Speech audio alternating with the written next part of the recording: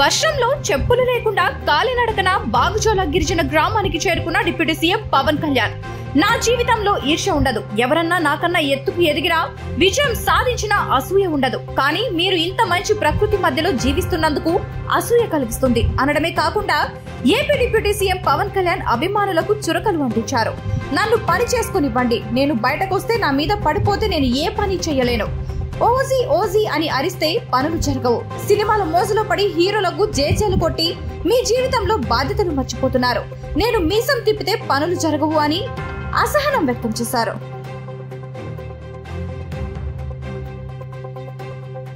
నా జీవితంలో నేను ఎప్పుడు అసూయపడలా, నాకు ఈర్ష్య ఉండదు, ఎవరైనా నాకైనా విజయం సాధించిన ఎత్తుకు ఎక్కి నాకు ఇబ్బంది ఉండదు. మొట్టమొదటిసారి మిమ్మల్ని చూస్తే నాకు అసూయగా ఉంది. ఇంత చక్కటి ప్రకృతి మధ్య మీరు బతుకుతూ నాకు అసూయ కలిగిస్తూ ఉన్నారు. అందుకని మీకు నాకు గుడొద్దు, బడి కావాలి మనందరికీ. ముందు చదువు ఉంటేనే భగవంతుడు గుర్తొస్తాడు, బడి ఉన్న చోట గుడి వస్తుంది. అందుకని నేను మీకు నిరంతరం మీకు అందుబాటులో ఉంటాను. అంటే నా కోరిక ఒకటేనంటే నన్ను పని చేసుకునేవాడిని. మీరు నా మీద పడిపోతే రోడ్డు వేసారని ఇందాక అడుగుతా ఉన్నా, రోడ్డు వేద్దామంటే కనిపించలేరు, మీ అందరూ దండం పెడతాను బాబు, నాకు రోడ్డు చూడండి ఇవ్వండి అని. ఓజీ ఓజీ ఓజీ అంట. లేదంటే అన్న ఇదివరకు సీఎం అనే వాళ్ళు ఇంకా పోలా, డిప్యూటీ సీఎం గారు సరిపోతాను, ఆనందించాను.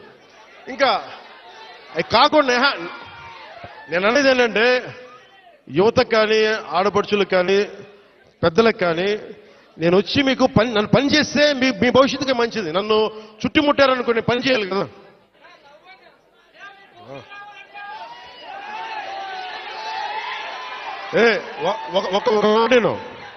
ఒక మాటేనండి. ఉత్తరాంధ్రలో మీరు తెలుగు నేర్పించిన నేల ఇది, వాడుక భాష నేర్పించిన నేల ఇది, తిరుగుబాటు అంటే నేర్పించిన నేల ఇది. అంటే మనల్ని ఎవరన్నా దోపిడీ చేస్తుంటే ఎదురు తిరిగే నేల ఇది. మీరు ఈరోజు ఏమైపోయారంటే మీరు సినిమాల మోజులో పడిపోయి మీరు పోస్టర్లు పెట్టి ఓజీ లేదంటే మిగతా హీరోలకి జైజీలు కొట్టి ఇవన్నీ కొట్టండి. కానీ మీరు గనక మీ జీవిత బాధ్యత ముందుకెళ్ళారు. మీరు మాట్లాడితే అన్నా మీసం తిప్పు అంటారు. నేను మీసం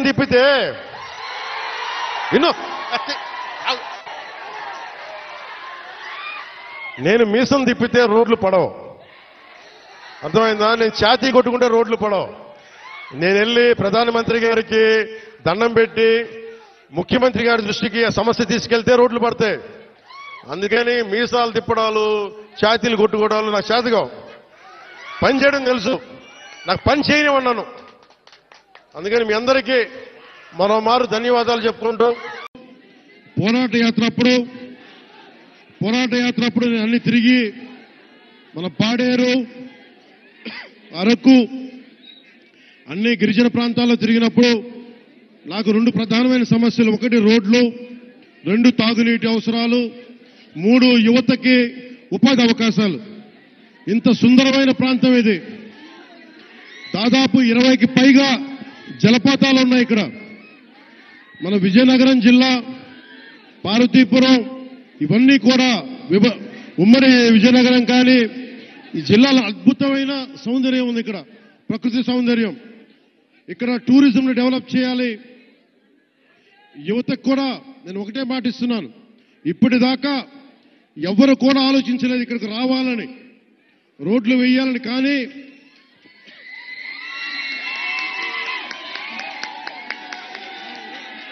గౌరవ ముఖ్యమంత్రి శ్రీ నారా. హలో అండి, నేను మీ కిరాక్ సీత. ఎలా ఉన్నారు అందరూ?